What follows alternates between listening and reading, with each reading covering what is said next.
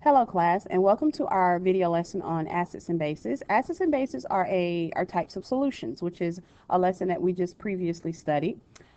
In this particular lesson, we're going to look at what is an acid and a base, some properties of acids and bases, their uses. We're going to talk about the pH scale and indicators. We're going to talk about the strength of acids and bases. How would you know a strong acid from a weak acid? We're going to also talk about neutralization. Okay. Let's get into acids first. Let's first talk about acids. Acids are substances that release positively charged hydrogen ions in water. So whenever you put an acid in water, it's going to release these hydrogen ions, which are positively charged. When acid mixes with water, the acid will dissolve and release the hydrogen ion. Okay? Now, whenever this hydrogen ion combines with the water molecule, it produces what is called a hydronium ion. Hydronium ions are positively charged and they have the formula H3O+. So whenever we're talking about a hydronium ion, we're going to associate that with an acid because that's what acids will form whenever you combine them with water. Some properties of acids are, first of all, they have a sour taste. They tend to have a sour taste. They can also conduct electricity. So if you were to connect some type of circuit and allow electricity would flow through the acidic solution. That's one of their properties as well. They are also corrosive, which means they can break down certain substances. They can corrode things like fabric, skin, or paper, kind of eat away at things like that. The solutions of some acids will also react very strongly with certain metals. Let's look at some uses of acids. Some uses of acids, vinegar is it contains acetic acid, which is found in a lot of salad dressings. Citrus fruits, they have citric acid, which gives them that sour taste, like lemons, limes, and oranges. Ascorbic acid, which is vitamin C, something that our body needs. Sulfuric acid is also used in the production of fertilizers, steel, paints, and plastics. So there's many uses of acids. Acids are found in batteries, which remember we said earlier that acidic solutions can conduct electricity. Well, that's what's inside of a battery. You have acids in there. Hydrochloric acid, which is known commercially as muriatic acid, is used in the process of pickling. Okay, so there's many uses of acids. Let's talk now about bases. Let's talk about what happens whenever you combine a base with water. Now remember, when we combine the acid with the water, we produce what are called hydronium ions. Now a hydrogen atom in the water molecule leaves behind the other hydrogen atom and oxygen atom. So this pair of atoms is a negatively charged ion called a hydroxide ion. And hydroxide ions have the formula OH-. Most bases will contain a hydroxide ion, which is released when the base dissolves in water. So we're going to associate hydroxide ions with bases. This is what's formed whenever you're combining a base with water. You are forming what are called hydroxide ions, and they have a negative charge. What are some properties of bases? Bases tend to feel slippery. They also taste bitter. Like acids, bases are also corrosive. They can also conduct electricity. Basic solutions are not as reactive with metals as acidic solutions are, so that could be kind of a difference that they have, but they both are corrosive and they both can conduct electricity. Bases are just not as reactive with certain metals like acids are. What are some uses of bases? Bases give soaps, ammonia, and many other cleaning products some of their useful properties. The hydroxide ions produced by bases can interact strongly with certain substances such as dirt and grease. So we do find a lot of bases in our cleaning products. Some other uses of bases, chalk and oven cleaner are examples of familiar products that will contain bases. And your blood tends to be a basic solution as well. Okay. Let's talk about pH. Okay, how would I know if a substance is an acid or a base? That's where pH comes in. pH is a measurement. It's a measure of how acidic or basic a solution is. The pH scale ranges from 0 to 14. Acidic solutions will have a pH value below 7. A solution with a pH of 0 is very acidic. A solution with a pH of 7 is neutral. So 7 is kind of the neutral zone. That's where you may find something like water. Basic solutions have pH values above 7. So if it's less than 7 or below 7, it's going to be acidic. And the lower the number, the lower you get, or the lower the number is, excuse me, on the acidic side, which is from 0 to 7, the more acidic that solution is. So if you have something that's at like a pH scale or pH level of 6 versus a pH level of 1, the 1 is going to be a more acidic solution. So the further you get away from the 7, the more acidic it is if you're going down in your number range. Now, the higher you go for bases, the stronger your bases are going to be. Let's look at a picture of a pH scale. Maybe this will start to make a little bit more sense to you. You can see here, this is a typical pH scale. It ranges from 0 to 14.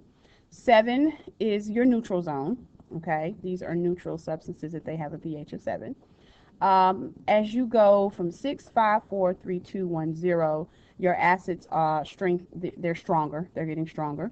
And then as you go up on the base side, 8 all the way up to 14, this area down here is where you'll have your strong bases, okay? So at the end of this scale is kind of where you got your strength, okay? Strong bases over here and then strong acids over here in this area. Now, a change of 1 pH unit represents a 10-fold change in the acidity of the solution. Let's talk about what that actually means. For example, if one solution has a pH of 1 and a second solution has a pH of 2, the first solution is not twice as acidic, it's going to be 10 times more acidic. So if I go from a 1 to a 2, that just means that something that's at a 1 versus a 2 is going to be twice as acidic. I'm sorry, not twice. It's 10 times more acidic, okay? So as you go up, each unit on the pH scale represents a 10-fold change in the acidity of the solution, okay? But this is kind of what your pH scale would look like, right? Now, let's talk about the strength of acids and bases, okay? Because we can get that off the pH scale, but what does that actually mean when you say a strong acid versus a weak acid? The difference between food acids and the acids that can burn you is that they have different strengths.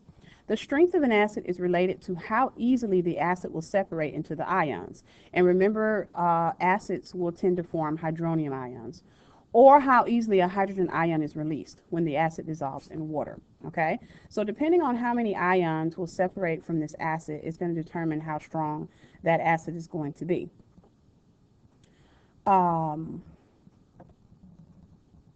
Okay, well, let's look at this one. The more hydronium ions means the strong acid solutions has a lower pH than the weak acid solutions. So let's look here. You've got some strong acids, hydrochloric acid, sulfuric acid, and nitric acid. And then you have some weaker ones, acetic, carbonic, ascorbic. Those are your weaker acids.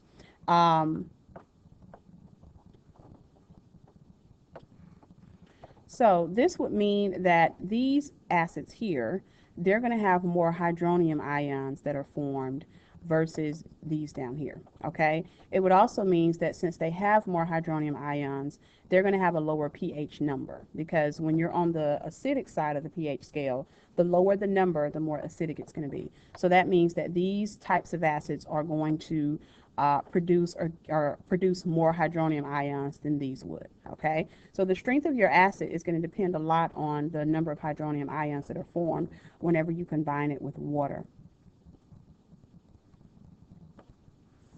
The strength of a base is related to how easily the base separates into ions as well, or how easily a hydroxide ion is released when the base dissolves in water. So you kind of got the same scenario. The more hydroxide ions that you're able to form, the stronger your base is going to be, okay, versus a weaker base that's not going to form as many hydroxide ions. Some of your strong bases would be something like sodium hydroxide or potassium hydroxide, and then weaker ones are things like ammonia, aluminum hydroxide, iron hydroxide. Those would be your weaker bases. And what this tells me is that these are not going to produce as many hydroxide ions as the strong base would, okay? These bases are going to have a higher number on the pH scale, okay? Now, let's talk about indicators. We've talked about pH scale and what that means and how can we determine whether a base is strong or not. Indicators will help us determine also the pH of a solution. Indicators are compounds that react with acid and base solutions and produce certain colors depending on the solution's pH. Because they are different colors at different pHs, indicators can help you determine the pH of a solution. So let's say you have an unknown solution and you're not sure what you have. This is where an indicator would kind of help you determine the acidity of a solution, or it can also help you determine whether a solution is a base or not. Litmus paper is one type of indicator, excuse me, that is often used to determine whether a substance, how acidic or basic a substance is. Whenever you place litmus paper in an acidic solution, it will turn red. When you place litmus paper in a basic solution, it's going to turn blue. And I've got a picture down here to help us kind of visualize that a little bit. So this would be a dry piece of paper. If it's put in an acid, it turns red. If you put it in a base, it's going to turn blue. Okay, and then this color, this is kind of neutral. If it doesn't really turn colors at all, then it's kind of, that means it's a neutral type substance. Okay. Let's look at some other types of indicators. Litmus paper is not the only indicator that you can use to determine whether a substance is, or how acidic or basic a substance is. Phenolphthalein is also another type of indicator. You can see here, if something has a pH is equal to a 7, it's going to kind of look this color. If it would be a pH of 10, it would kind of turn a color of pink. So phenolphthalein is another substance that you can add to bases and acids to determine, okay, how acidic is it or how basic is it on the pH scale. It will turn different colors. The one that we're going to be working with this week in class when we get to our lab day is red cabbage. Red cabbage is also another indicator that you can use to determine how basic or acidic something is. This is the red cabbage indicator. These are kind of your different colors that you can get whenever you add red cabbage to different substances. You can see here that when you add it to vinegar, it kind of turns this pinkish color. Water is purple. Water is kind of neutral. It would be somewhere in between, right up in here. Baking soda, it's like a bluish, so it's going to be kind of maybe right up in here. So you've got different types of indicators, and they turn different colors to kind of let you know what, excuse me, to kind of show you what color the solution would be, and then how would you determine its pH value. And we'll use these types of scales when we're looking at our lab later on in the week, so we can kind of determine what types of or how acidic or how basic something is based off the color that it changes. And red cabbage indicator is real easy to make. It just involves boiling this type of cabbage in water, and then you kind of you save the solution that you have left over after you've boiled it, and you can use that as an indicator. So these are just 3 types of indicators. There's all different types of indicators. The basic thing that I want you to understand about indicators is that they are compounds that will react with basic and acidic solutions and turn certain colors, so that you can know what the solution's pH is. That's what I really want you to understand about an indicator. Okay?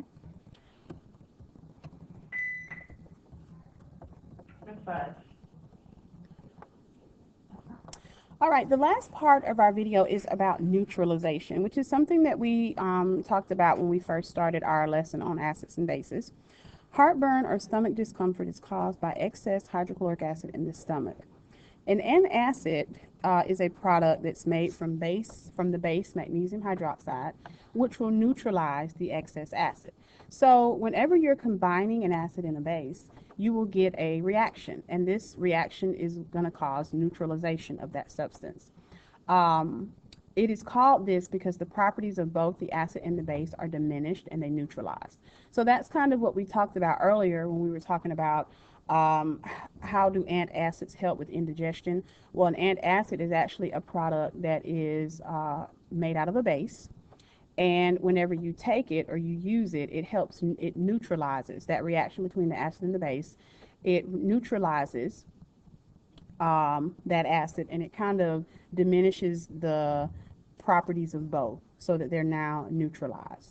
Okay, and typically whenever you are neutralizing an acid, or when you're putting an acid and a base through a neutralization reaction, they tend to form a water and a salt. Okay, it's kind of what you get from that. But neutralization just kind of diminishes the properties of both. Okay, That concludes our video lesson on acids and bases. Make sure that you have taken notes over all the topics that were discussed. At the very beginning, the opening slide, these are the bullet points. You need to make sure you have notes on all of these bullet points that are listed here.